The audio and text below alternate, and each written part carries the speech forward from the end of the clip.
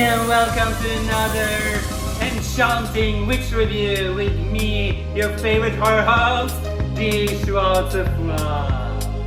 And tonight, I have one of my drag children with me in the studio.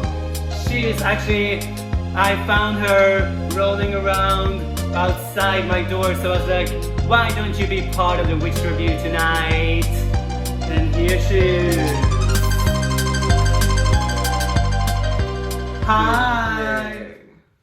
Hello, bitches. It's Angel Heart! Angel Heart, how does it feel to be revived for this certain occasion? It feels divine, mother.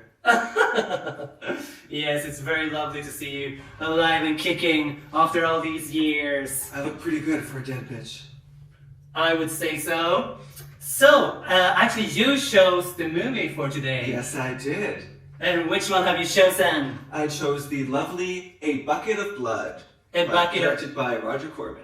Ooh, A Bucket of Blood from 1959. Yes.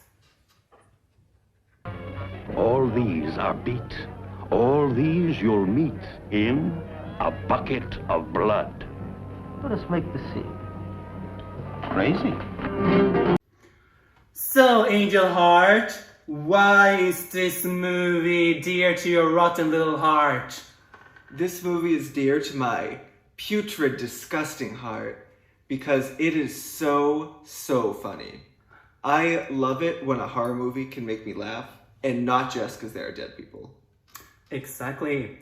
This is actually not only a horror movie, it is a dark comedy, kind of. Yes, it's the same creative team that brought you Little Shop of Horrors. Exactly. They actually used the same set for the Little Shop of Horror as well as A Bucket of Blood. Yes, they did. They had to make that dollar stretch, honey. Mm-hmm. And then they also made a third movie called Creature of the Lake or something like that. Yeah, so I was gonna say some underground swamp monster. The movie, yeah, I don't know. What is the plot? Why don't you summarize a little bit? So, A Bucket of Blood is about a loser waiter at a cafe full of bohemian poets who dreams and longs to be an artist, but has absolutely zero talent. I can't relate. Me neither. One day, he accidentally stabs his landlady's cat to death, don't worry about it, and discovers that if he packs dead things in clay, then he could be the next artistic sensation. Oh, isn't it lovely? And the cat itself looks very taxidermic when it is being stabbed. Yeah, they did not have the budget for an animal wrangler and a live cat. They didn't have the budget to even get a fucking bucket for the blood. Like, why is it called A Bucket of Blood? Yeah, no buckets in this movie. Sorry, No buckets. Trigger warning, no buckets. I read somewhere that it had a different name when they shot it. Yes, it was... Wait, I wrote it down. What the fuck? It was called The Living Dead. Oh, Living Dead. Oh, very creative, very original title. I wonder what the Night of the Living Dead would say if they knew this movie was called Living Dead. Well, the original title of Night of the Living Dead was actually Bucket of Blood. No, I'm kidding. They're coming for you, Barbara. So there's a lot of really fun dialogue and characters in this movie. Artistic people gathers there, right? And Walter is the bus boy, the butt boy. And he's just serving up to these fancy pants people. Some are doing like poetry and some are just there smoking pot. Yeah, some are playing really macabre folk songs on an acoustic guitar. Right. That's a fun part of the movie. Yes, he's singing about the murder just after, spoiler alert, that Walter starts to murder people for his art. The best part of the art scenes in this movie is that they really make fun of art.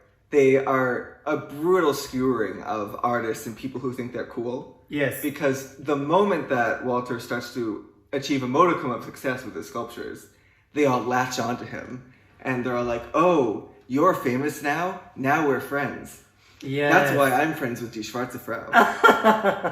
No secrets there. Dick. He's played by fucking Dick. He's played by Dick Miller. Yes, Dick Miller. Dick Miller, who is in over 180 movies, I think. Yeah. I think he's in pretty much every Roger Corman movie. He was in Gremlins. Yes. He was in something else that's important, I'm sure. Fuck. I'm sure we all seen him way more than we want to. He was in Gremlins, and he was also in the little-known 80s movie called Shopping Mall. About a bunch of robots that take over a mall and kill people. Don't watch it, it's not very good. Sounds like something I would enjoy watching. Yeah, next week on Witch Review, Shopping Mall. Either way, so what you were mentioning before, it really is that the movie makes fun of artsy people.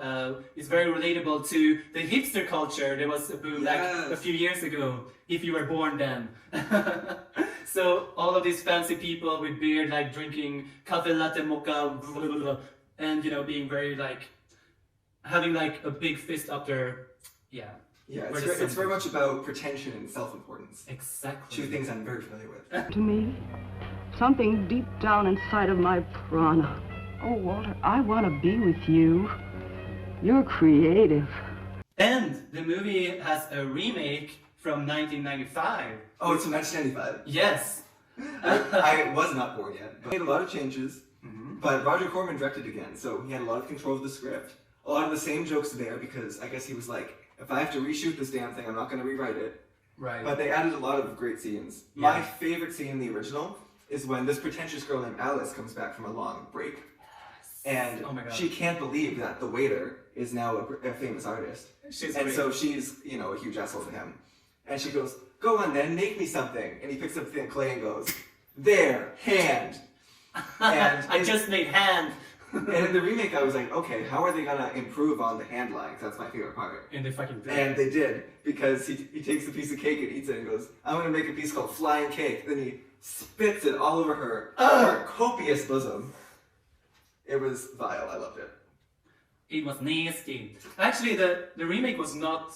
It was quite watchable. Yeah, it was still very funny. Yeah. I thought it would not be funny, and I was proved wrong, which is nice. Yeah, I like when they actually managed to do a remake that is somewhat worth watching. Yeah, I think definitely having the same director helps too. Yeah. A lot of budget. We can tell like all the statues looks what would you call them? Shitty. Shitty. But they do actually have some kind of grotesque you know. That's true. I mean, they're obviously like mannequins with plaster over them. Yeah. You can tell this movie did not have a lot of budget because it's a black and white film in 1959 where there was already color film. Right. And they shot the whole thing in 5 days. 5 days. What I appreciate about this movie is it doesn't drag on forever. It's only... No, it's only about an hour. Right. So if you're looking to kill some time, you can find it on... Oh, can I say you can find it on YouTube? Yeah, you can find it on YouTube. Right, it's there in YouTube. And we actually found a color version on YouTube as well. Oh yeah, they colorized it too. So if you can't stand black and white movies, because I know some of you basic hoes out there don't watch art films. And the potheads. The potheads are fucking ridiculous. They like go up to his art and be like, oh, what is this? And they are like completely over the top. Oh my god. What was the line you really liked in the remake? It was drunk people make better lovers. Yes. Because they try harder. Ah! It is a really funny scene also when this girl tried to seduce him, which is that girl who says this epic line in the remake. And he instead when he says to the lady that he doesn't want to have sex with her, instead she just give him a dose of heroin. Yeah. Maybe this will spice up your creative vein. All right.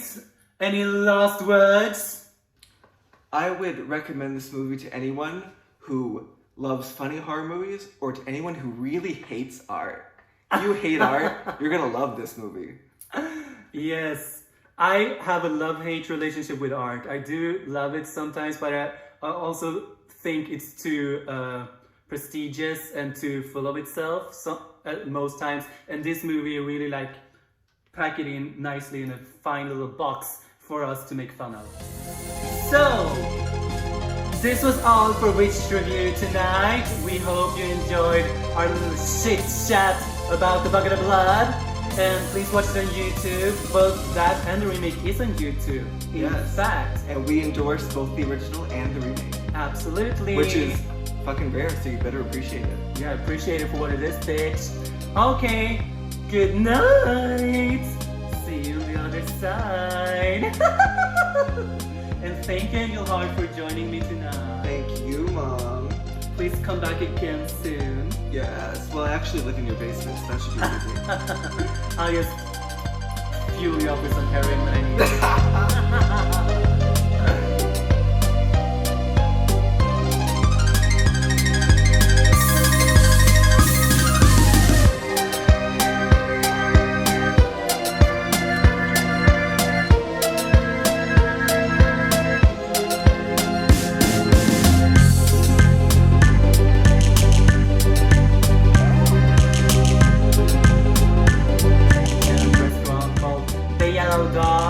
No, the yellow door. Fuck.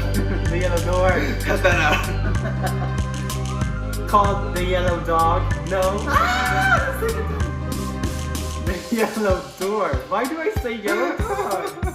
It doesn't make any fucking sense. Like, do you want to sleep with me? Why don't you just do some heroin?